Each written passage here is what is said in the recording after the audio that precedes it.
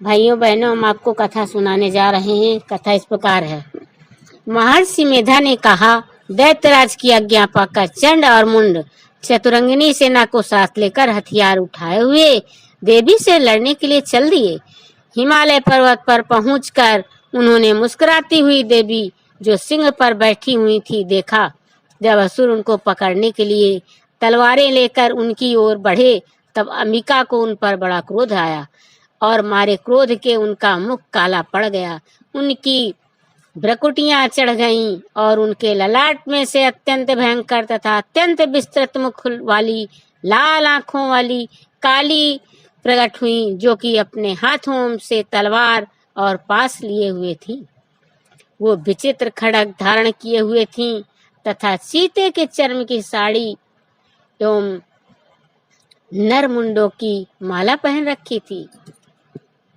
उनका मांस सूखा हुआ था और शरीर केवल हड्डियों का ढांचा था, और जो भयंकर शब्द से दिशाओं को पूर्ण कर रही थी, वो असुर सेना पर टूट पड़ी और दैत्यों को भक्षण करने लगी।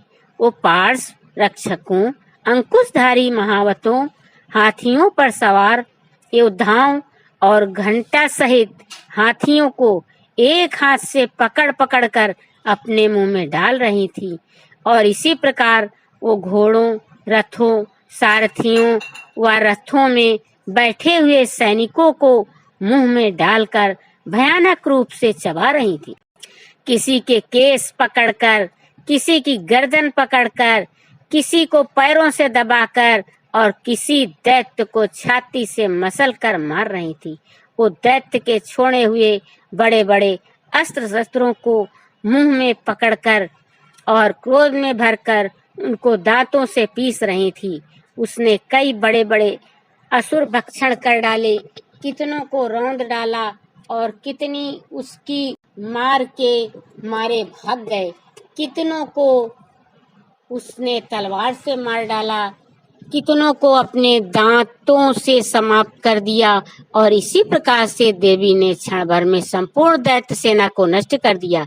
ये देख महापराक्रमी चंड काली देवी की ओर लपका और मुंड ने भी देवी पर अपने भयानक बाणों की वर्षा आरंभ कर दी और अपने हजारों चक्र उस पर छोड़े।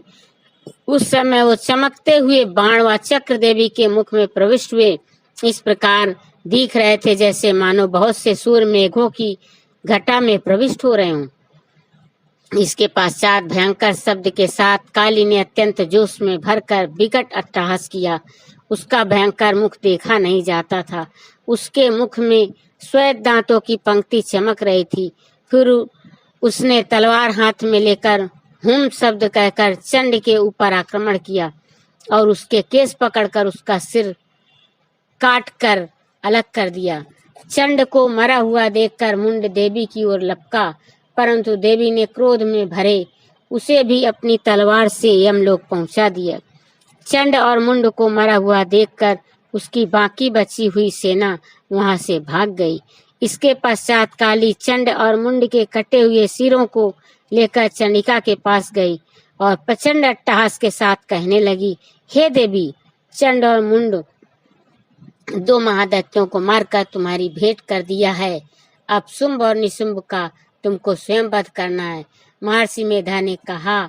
वहां लाए हुए चंड और मुंड के सिरों को देखकर कल्याणमयी चंडी ने काली से मधुर वाणी में कहा, हे देवी, तुम चूंकि चंड और मुंड को मेरे पास लेकर आई हो, अतः संसार में चामुंडा के नाम से तुम्हारी विख्याति होगी।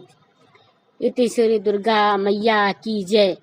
जय दुर्गा दुर्गति समनी, दुर्गा पद्म निवारणी, दुर्गम छेनी, दुर्गा साधनी, दुर्गनाशनी, दुर्गोद्वाणी, दुर्ग नियंत्री, दुर्गमापहा, दुर्गम ज्ञानदा, दुर्ग दैत्य लोक दमाल्ला, दुर्गमा लोका, दुर्गमा स्वरूपिणी, दुर्गमात्पदा, दुर्गम विद्या, दुर्गमास्ता, दुर्गम ज्ञान संस्थाना, दुर्गमाध्यान वासिनी, दुर्गमा दुर्भगा, दुर्गमा स्वरूपिणी, दुर्गमाश्रुहंती, दुर्गमाधारणी, दुर्गमांगी, दुर्गमाता, दुर्गभ्या, दुर्गमेश्वरी, दुर्ग भीमा, दुर्गभामा, दुर्गभा, दुर्गदाणी नामावली, भीमा अम्यस्तु दुर्गया मम मानवा पठे सर्वयान मुक्तो भविष्यंत ना संशया। जय बोलो भगवती दुर्गा मैया की जय। चंड मुंड नामक असुरों को मारने वाली मैया की जय।